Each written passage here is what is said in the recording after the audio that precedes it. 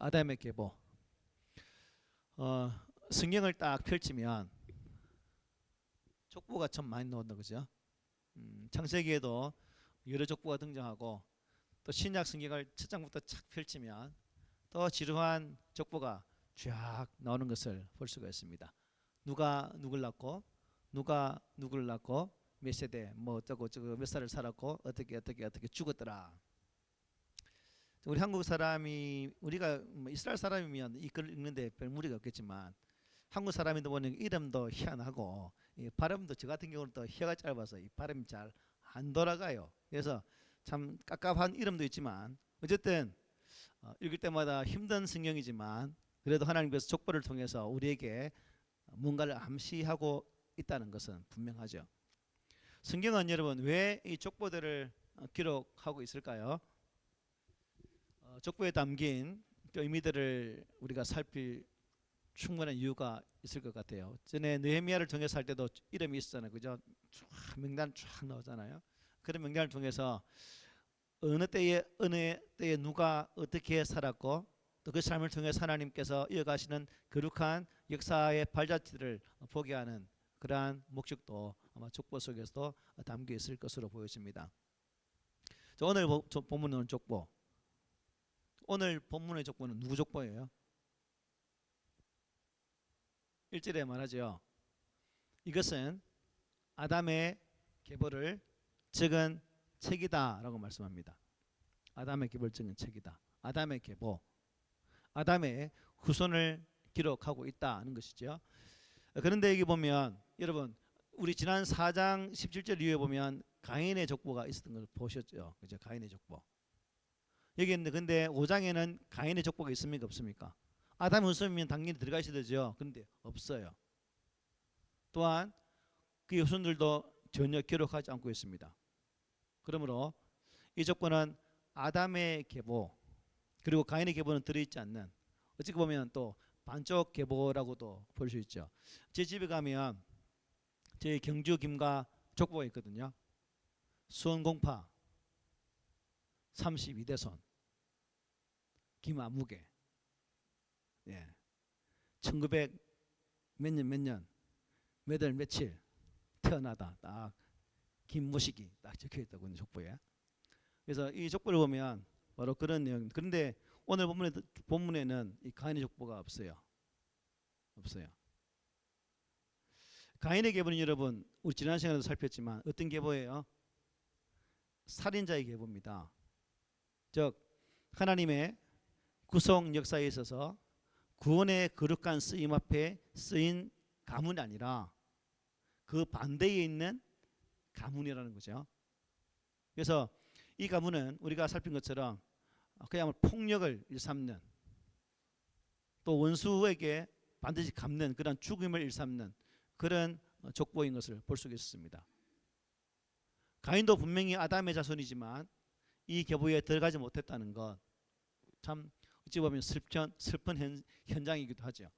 반면에 여러분 아담의 셋으로 이어지는 오늘 본문을 보면 이 계보를 결국 믿는 자, 경건한 자들의 계보다라고도 볼 수가 있겠죠. 셋의 아들 에노스는 최초로 누구의 이름을 불렀습니까?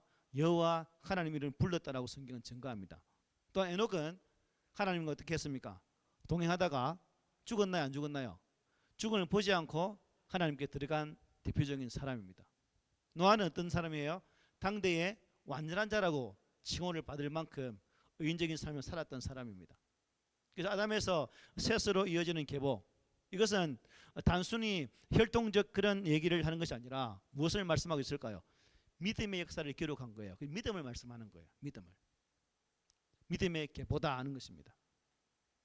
창세기 4장 17절로 조금 전 말씀드린 것처럼 가인의 계보 등장하고, 오늘 본문은 이제 아담 셋으로 이어지는 계보가 등장하는데, 이 두 족보를 비교하면 어떻게 대비할 수 있을까요? 믿음의 족보와 또 어떻게 불신의 족보, 이렇게 비교할 수 있겠고, 또 경건한 족보와 불경건한 자들의 족보, 이렇게 또 구분할 수 있겠고, 이렇게 구분지어서 설명할 수 있겠습니다. 그리고 여기 우리가 본 것처럼 이것은 아담의 계보를 적은 책이다, 이 말은 이것은 믿음의 계보를 적은 책이다라고도 바꾸어서 말씀을 드릴 수 있겠어요. 자, 그러면 여러분, 우리가 가인의 계율이 있고 셋의 계율이 있는데 저와 여러분은 지금 어느 계율에 서 있는 것 같아요? 아담으로 가인으로 이어지는 계율에 서 있습니까? 아담의 셋으로 이어지는 그 계보에 서 있는 사람들입니까? 아담으로부터 셋으로 이어지는 믿음의 계보에 서 있는 분들 맞지요? 네, 축복합니다. 환영합니다. 같은 동지를 만나서 왜 이렇게 기쁜지요? 네, 저와 여러분이 같은 한 배를 탄 동지들입니다. 아담과 셋으로 이어지는 믿음의 계보, 경건의 계보를 따라서 서 있는 자들. 그래서 우리는 결국 이러한 것을 통해서 이 계보를 보면서 저는 내면에도 말씀드렸지만 우리 이름이 이 거룩한 계보 속에 어떻게 해야 될까요? 기록될 수 있도록 믿음의 삶을 아름답게 살아가야 되겠죠. 그리고 내 믿음의 삶과 또한 그 삶의 모습들이 하나님 보시기에 보다 더 구별되어진 모습으로 세워질 때에 이 거룩한 계보 위에서 나의 이름 석자가 또렷하게 기록될 수 있을 것입니다. 그래서 우리 꿈의 능교 성도들은 하나님의 거룩한 믿음의 계보에 그 이름이 지워지지 않도록 또렷하게 기록될 수 있도록 오직 한 분 예수 그리스도 안에서 우리의 믿음을 잘 세워나가는 그 은혜가 있기를 소망합니다. 아멘. 지난 시간에 우리가 봤던 것처럼 지난 시간에는 믿음의 위치에서 벗어난 사람이라고 표현한다면 오늘 본문은 믿음의 위치에 서서 즉 신앙의 거룩한 공동체의 삶을 살고자 했던 자들의 발자취를 우리에게 말씀해 줍니다. 족보를 보면 족보에는 형태가 있습니다. 어떤 형태가 있을까요? 낳고 또 뭐 살다가 죽었다. 이게 족보에 등장하는 세 가지 형태래요. 보면 몇 세에 누굴 낳았고 또 두 번째는 낳은 후에 몇 년을 살았다. 그 다음에 세 번째는 몇 살을 살고 죽었다. 이게 낳고 살다가 죽었다가 족보의 딱 형태 틀이에요. 그런데 오늘 본문을 보면 낳고 살다가 죽었다라는 이 틀을 깨트리는 몇 분이 등장해요. 그래서 그분들을 한번 우리가 보면서 왜 이분들은 믿음의 틀 낳고 살다가 죽었다 다는 거 아닌 그 낳고 살다 죽었다 그 틈바구니에 또 다른 단어를 넣어서 그들을 나타내고 있는지를 살피면 이 또한 좋은 도전이 되어지는 교훈이 되어지는 말씀이 될 것입니다. 오늘 족보는 분명히 아담의 족보라고 말씀드렸어요. 그런데 하나님에게로까지 이어집니다. 엄격히 말하면 하나님의 거룩한 족보입니다. 누가복음이 어디까지 이어져요? 아담에서부터 하나님까지 이어지거든요. 바로 그렇게 연결시키면 되겠습니다. 왜 아담의 족보를 하나님에서부터 시작하는가? 왜일까요, 여러분? 왜 아담의 족보를 하나님으로부터 시작해서 연결시켜 가고 있는 것일까요? 이것은 하나님과 아담, 하나님과 이 성도의 관계를 분명하게 설명하기 위해서 이렇게 기록하고 있는 거예요. 하나님은 우리의 창조주가 되십니다. 믿으십니까? 그리고 우리는 그 하나님을 뭐라 불러요? 아버지라고 부릅니다. 그러므로 믿음 안에 있는 우리들은 한 아버지를 섬기는 지체이고 또한 형제 자매라는 것이죠. 이것을 증거한다는 사실입니다. 우리는 한 창조주 안에서 피조물 되어진 그러한 관계를 맺고 있는 자다라는 사실을 말씀해 주는 거죠. 그래서 교회의 성도들은 참 이게 이름도 성도 다 다르지만 태어난 것도 다르고 또 성격도 다 다르지만 우리는 한 분 하나님이라는 그 사실 앞에 형제 자매라는 사실이에요. 근데 우리는 그냥 피상적으로 그죠? 형제님 자매님이라 하고 형식상으로는 그렇게 부르지만 속으로는 피도 안 시켰는데 무슨 형제고 라고 이렇게 넘어갈 때가 있을 거예요. 그래서 옆에 지체가 좀 어려움을 당하면 좀 심각하게 느끼는 분도 계시겠지만 제가 보기에는 대부분이 심각하지 않은 것 같아. 지 집안 일이고 내 집안 일이지. 이렇게 구분 짓는 경우가 참 많습니다. 어쨌든 우리는 하나님과 이 관계 속에서 아버지와 자녀 관계라는 사실을 항상 기억하면서 이 공동체를 만들어 가셨으면 해요. 자, 하나님으로부터 아담에게로 이어진 족보, 이것이 우리에게 보여주는 내용인데요. 첫 번째 그 틀을, 낳고 살다가 죽었다는 틀을 벗어난 사람이 누구냐면 1절 중간에서부터 여러분 2절까지 한번 보십시오. 보니까 이렇게 말씀합니다. 하나님이 사람을 창조하실 때에 하나님의 모양대로 지으시되 남자와 여자를 창조하시고 그들이 창조되던 날에 하나님이 그들에게 복을 주시고 그들의 이름을 사람이라 일컬으셨더라 말씀합니다. 그런데 여러분 창세기 1장 27절 28절에서 나오지 않는 말이 여기에서 나와요. 1장에서는 없는 말이 여기서 나온다는 거죠. 2절 후반부에 뭡니까? 그들의 이름을 뭐라고? 사람이라 일컬었더라, 이 말씀이죠. 남자와 여자를 창조하시고 그들의 이름을 지어 불렀다는 말은 1장에서 안 나와요. 안 나옵니다. 여러분, 하나님이 사람의 이름을 지었다는 것은 결국 그 하나님께서 그 사람에 대한 분명한 뭐랄까 의지가 있던 거죠. 부모들이 자녀 이름을 지을 때 아무렇게 짓습니까? 아니잖아요. 내 자녀가 이렇게 살아갔으면 좋겠고 그 이름대로 세워지면 좋겠다라고 해서 이름을 짓잖아요. 하나님도 마찬가지예요. 하나님 아버지가 지어주셨어요.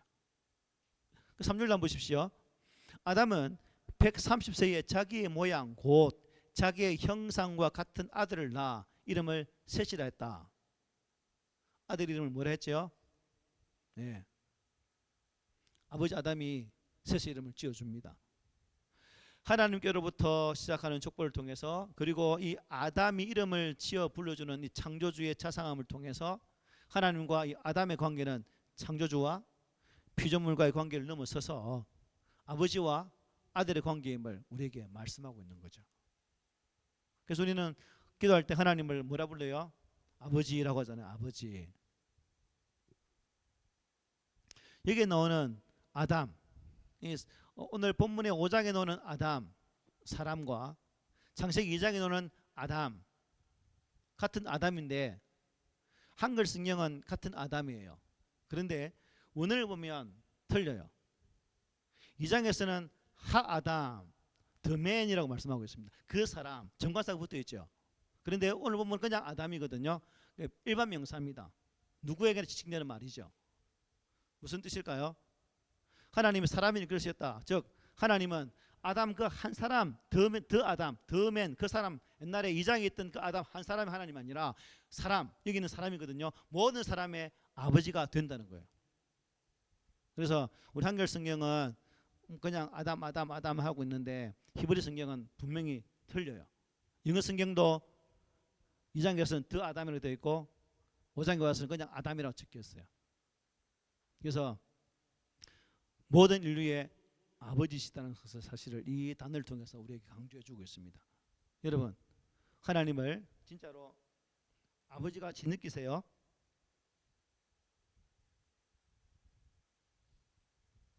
진짜 아버지처럼 느끼세요? 그냥 뜬구름이 없는 식으로 아이고 하나님이라 불러라 부르니까 하나님 부르는 거예요? 뒤에 거건 후자겠네. 불러라 하니까 부르는 사람이 있을 것 같아. 하나님은 아버지라 부르는 건 신앙 고백이죠. 그죠? 함부로 하나님은 아버지라 못 불러요. 전에 제가 얘기해 드렸잖아요. 세례 받을 때 세례 문답 하는데 우리 자매가 세례 문답 세례 받을 것인데 그래 이제 기도할 때 하나님 아버지라 불러 보셨냐고 들으셨죠, 그죠? 여러분 다 들으셨죠? 물으니까 안 불러봤대. 그래서 이제 담임 목사님이 그 자매에게 하나님을 아버지랑 불러보시라고 그 자리에서 이 세례받는 사람, 학습받는 사람, 입교자 쭉 앉아있는 그 자리에서 한번 말해라고 했어요. 안 된대요. 안 된대.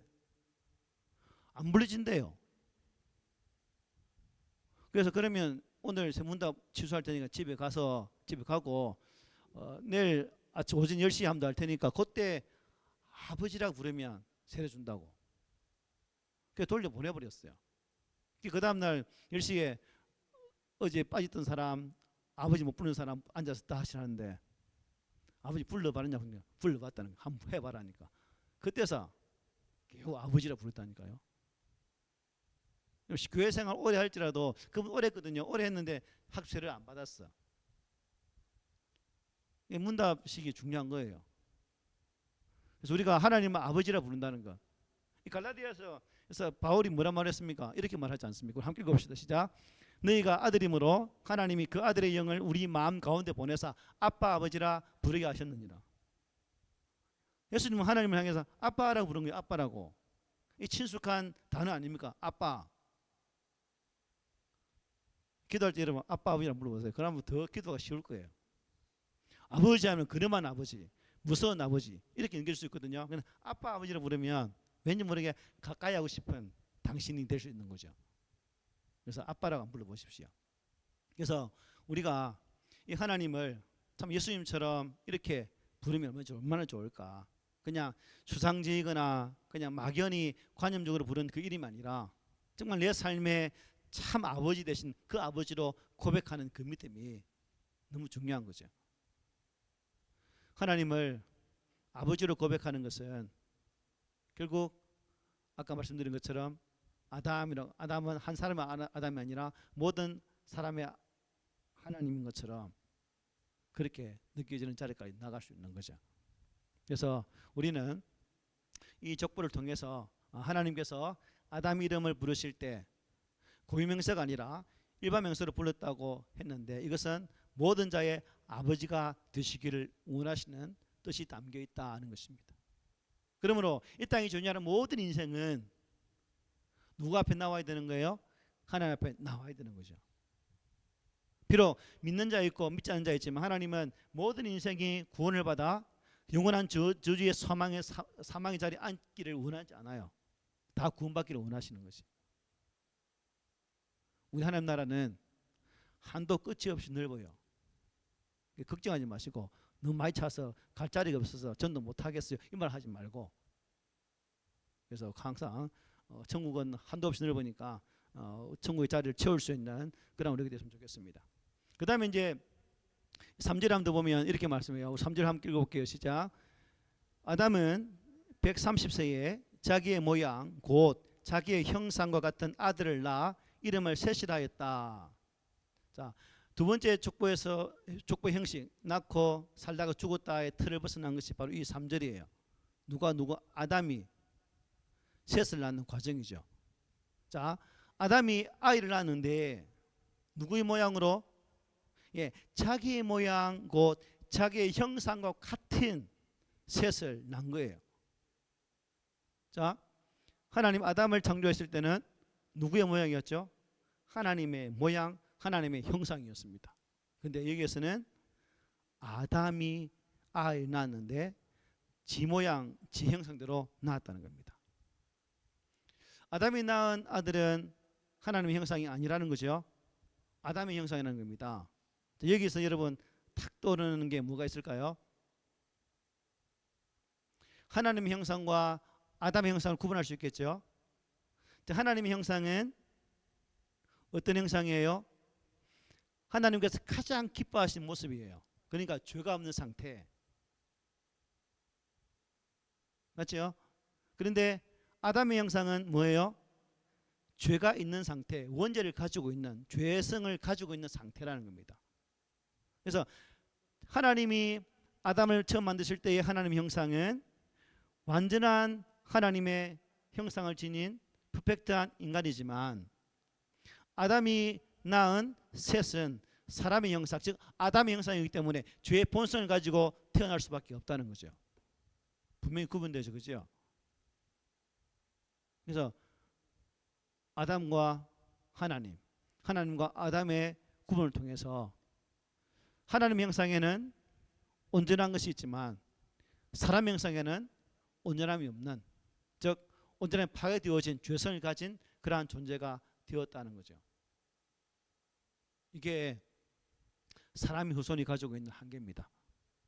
하나님의 형상대로 그 족보대로만 나와왔다면 모든 인생에게는 죄가 없이 영원한 하나님과 영원한 생명을 누릴 수 있는 은혜가 있겠지만 아담의 후손이기 때문에 죄와 뗄래야 뗄 수 없는 관계에 놓여 있다는 겁니다. 결국 인생은 이 죄의 문제를 해결해야만이 하나님의 형상으로 나갈 수가 있다는 거죠. 그래서 바울이 이렇게 말합니다. 로마서 5장 12절에서 그러므로 한 사람으로 말미암아 죄가 세상에 들어오고 죄로 말미암아 사망에 들어왔나니 이와 같이 모든 사람이 죄를 지었으므로 사망이 모든 사람에게 이르렀다. 아담의 형상은 결국 어디에 이르는 거예요? 죄로 말미암아 사망까지 이어지는 거죠. 아담의 형상. 여러분, 왜 모든 사람은 죽을 수밖에 없어요? 오늘 족보가 왜 낳고 살다가 죽는다고 말하고 있습니까? 인간의 결국은 뭐예요? 사망이기 때문에. 아담의 후손은 결국 사망이기 때문에 이 죽음을 말씀하고 있습니다. 그래서 하나님의 성품이 아니라 인간의 성품을 가졌기 때문에 죄의 본성을 가지고 있고 죄의 본성은 영원한 사망에 이르게 된다는 것을 말씀해 주고 있는 거죠. 우리 믿는 사람도 이 부분을 잊어서는 결코 안 됩니다. 자신에게 타락의 성질이 있나요, 없나요? 있어요. 아무리 거룩하게 보일지라도 그 속을 파헤치면 꼬재지한 것이 있어요. 없나요, 혹시? 한번 파볼까요? 네, 다 있어요. 성질을 까딱까딱 돋구면 아무리 온순하게 본 사람일지라도 폭발을 해요. 모든 사람이 똑같아요, 이거는. 그래서 죄성을 지닌 인간은 어쩔 수 없습니다. 무슨 의미냐? 죄질 가능성이 충분히 있다는 거예요. 나는 그럴 가능성이 없어요 라고 잠안 속에 푹 빠져 있는 분 계십니까? 예, 그 잠에서 깨어나세요. 하루라도 빨리 깨어나야 하나님 은혜가 늘 새로움을 우리가 발견할 수가 있습니다. 그러므로 우리는 항상 죄에 노출되어 있다는 사실을 기억하면서 또 아담의 형상, 즉 죄의 본성을 가지고 있는 연약한 자라는 것을 인정하면서 그 죄와의 싸움에서 항상 이길 수 있는, 또 죄성을 조심할 수 있는 그런 우리가 되었으면 합니다. 또 이제 이어지는 말씀 보면 또 이 조건, 낳고 살다가 죽었다 틀을 깬 사람이 또 한 명 등장해요. 누구예요? 에녹. 와, 똑똑하시네. 어떻게 알았을까? 예. 24절에 보면 이렇게 말해요. 우리 함께 읽읍시다. 시작. 하나님과 동행하더니 하나님이 그를 데려가심으로 세상에 있지 아니하였더라. 자, 낳고 죽었다가 아니라 에녹은 어떻게 표현하고 있습니까? 하나님이 그를 데려가심으로 세상에 있지 아니했다. 에녹이 우리에게 보여주는 것은 뭐겠습니까? 아, 나에게도 무엇이 있다는 거예요? 희망이 있네. 나에게도 소망이 있다는 거예요. 그죠? 아, 나는 어찌할 수 없는, 내 스스로 생각할 때는 아이고 구제불능인 것 같지만 에녹을 보면 아, 에녹도 아담의 후손인데 죄성을 가지고 있는 사람인데 에녹이 하나님과 동행했다면 나도 동행할 수 있지 않을까? 나는 생각이 들지요. 우리도 가능성이 있다 없다? 가능성이 충분히 있습니다. 자신을 비하하지 마세요. 그래서 우리는 매 순간마다 성령의 전적인 지배를 받으면 에녹이 하나님과 동행했던 그 은혜로운 삶을 우리도 살아갈 수가 있다는 겁니다. 그러므로 우리도 에녹의 삶을 통해서 나도 하나님과 동행할 수 있다, 하나님과 함께 살 수 있다라는 그 간절함으로 우리의 신앙을 살았으면 좋겠습니다. 그냥 우리 집에 가면 잡동사니들은 좋은 자리에 보관합니까? 아무 때 처박습니까? 아무 처박 안 하죠. 우리 인생은 아무 곳에 처박아 나올 인생이 아니에요. 아시겠죠? 그래서 우리는 제발 나 자신을 잡동사니처럼 취급하지 말고 하나님의 거룩한 소망 가운데서 거룩한 자리까지 나가기까지 하나님의 그 거룩한 은혜의 길로 나가는 우리가 되었으면 좋겠습니다. 히브리서 11장 5절 에녹에 대해서 이렇게 말하죠. 함께 읽어봅시다. 시작. 믿음으로 에녹은 죽음을 보지 않고 옮겨졌으니 하나님이 그를 옮기심으로 다시 보이지 아니하였느니라. 그는 옮겨지기 전에 하나님을 기쁘시게 하는 자라 하는 증거를 받았느니라. 어떤 삶을 살았다고요? 하나님을 기쁘시게 하는 자. 동행이라는 의미가 무슨 뜻일까요? 예, 같이, 그죠? 이게 하나님과 또 뭐 산책로를 같이 거닐면서 아버지 와, 아들아 와, 이렇게 함께 거니는. 그리고 이 동행 속에는 어떤 의미가 있냐면 하나님이 그냥 뒤에서 잠시 바라보고 있다는 그런 의미도 있어요. 알았어. 믿음의 길을 가니까 이렇게 보고 있다. 동행의 의미가 이렇게 아주 의미가 깊습니다. 또 이제 마지막으로 한 개 더 있는데, 그죠? 족보를 깨는 게 누구를 등장하고 있습니까? 누구예요? 29절 읽어볼까요? 시작. 이름을 노아라 하여 이르되 여호와께서 땅을 저주하심으로 수고롭게 일하는 우리를 이 아들이 아니하리라 하였더라. 자, 라멕을 통해서 누가 태어납니까? 노아가 태어납니다. 하나님께서 땅을 저주하셨다고 했는데 그때가 아담이 타락한 후죠. 타락한 전후죠. 전후. 마찬가지입니다. 아담이 타락한 이후에 하나님은 땅에 저주를 주어서 어떻게 합니까?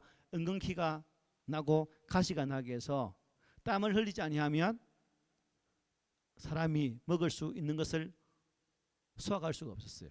이게 저주받은 땅이기 때문에 그렇습니다. 자, 노아 이름이 의미가 뭐라고요? 아니죠. 아니 되죠. 아니. 안식, 휴식, 쉼, 이 의미가 다 담겨 있습니다. 노아가 여러분 언제 태어났습니까? 홍수 심판 후입니까? 전입니까? 전이죠. 이걸 모르면 다시 ABCD 공부해야지. 노아는 홍수 심판에서 구원받은 주인공입니다. 하나님의 이 심판이 임박한 시대에, 다시 말해서 그야말로 완전히 타락한 시대에 태어난 사람이 노아예요. 하나님의 백성들이 살아가기가 심히 어려운 시대에 태어난 사람이 노아예요. 이 약한 시대에 선하게 살기란 얼마나 힘들까요? 어려웠겠죠. 그런데 라멕이 그 어려운 시대에 노아를 낳고 뭘 얻은 거예요? 아니, 평안을 얻게 되었다는 겁니다. 여러분, 신앙을 가졌다는 것, 믿음을 가지고 있다는 것은 무엇을 뜻하게 될까요? 뜻하는 것일까요? 결국 노아가 보여주는 것처럼 우리 안에 비록 분주한 세상, 타락한 세상, 우리를 전부 다 안 좋은 곳으로 이끄는 그런 세상이지만 노아 이름처럼 신앙을 가졌다는 것은 하나님 안에서 그럴지라도 뭘 얻고 있는 거예요? 누리고 있는 거예요? 아니함을 누리고 있는 자다는 겁니다. 이게 신앙생활이에요. 그래서 우리의 삶의 자리가 세상이 보여주는 것들로, 세상 유혹들로 인해서 힘들 수도 있고 그 힘듦을 통해서 참 평안이 끼어질 수 있겠지만 나에게는 세상이 줄 수 없는 예수 그리스도의 참된 부활가 있다는 사실이 결국 우리에게는 그 예수를 말미암아 참 평강이 올 수 있다는 사실도 보여주고 있다는 것입니다. 그래서 바울은 빌립보 교회에게 어떻게 말했습니까? 이렇게 말씀하셨죠. 우리 함께 읽어봅시다. 시작. 아무것도 염려하지 말고 다만 모든 일에 기도와 간구로 너희 구할 것을 감사함으로 하나님께 아뢰라. 그리하면 모든 지각에 뛰어난 하나님의 평강이 그리스도 예수 안에서 너희 마음과 생각을 지키시리라. 아멘. 하나님은 우리의 힘이시고 우리의 방패시고 우리 요새가 되시는 분이십니다. 그리고 그 하나님이시기 때문에 우리가 그분께 모든 것을 맡기고 나아가는 신앙이 필요한 거죠. 하나님은 나의 산성, 나의 요새라고 찬양하는데 못 맡겨. 하나님을 믿고 신뢰한다고 말하는데 눈앞에 보이는 게 크게 보여서 하나님을 신뢰를 할 수가 없어. 그러면 어떻게 되는 거예요? 고민 속에 빠지게 되는 거죠. 그럴 때 인간의 방법이 동원되어지고 그 방법을 통해서 해결하려고 하다 보니까 계속 딜레마에 빠져서 허우적거리게 되는 것입니다. 결국 믿음의 사람은 오늘 족보가 보여주는 것처럼 하나님과 동행하는, 하나님 안에서 안위함을 받는 그 길을 걸어갈 때 참 회복의 은혜가 임할 수 있다는 사실을 볼 수 있다는 겁니다. 나의 이름 석자가 오늘 아담의 계보를 통해서 보여주는 것처럼 이제 더 뒤에 뒷장에 나 이름이 기록되기까지 저와 여러분들이 우리의 믿음의 삶을 하나님 보시기에 기쁘시게 하는 삶으로 살아간다면 얼마나 좋을까. 나만의 기쁨을 위한 삶이 아니라 나의 만족을 위한 신앙이 아니라 하나님의 참 만족을 위한 그 신앙의 삶, 오직 한 번 하나님을 향한 그 믿음의 고백으로 살고자 하는 그 애씀이 우리에게 있다면 저와 여러분들은 결단코 가인의 계열이 아닌 셋의 계열인 구원의 계열, 은혜의 계열, 믿음의 계열 속에서 나의 이름이 반드시 기록될 줄 믿습니다. 우리 모두가 그러한 계열에 서서 믿음의 계열에 서서 나아가는, 그리고 우리 속에 진정한 참된 하나님의 뜻을 이루기까지 성령의 도우심을 구하고 그 도우심 가운데서 승리할 수 있는 그 믿음의 삶을 살아내는 우리 성도들 되시기를 오늘 말씀으로 부탁을 드립니다. 아멘.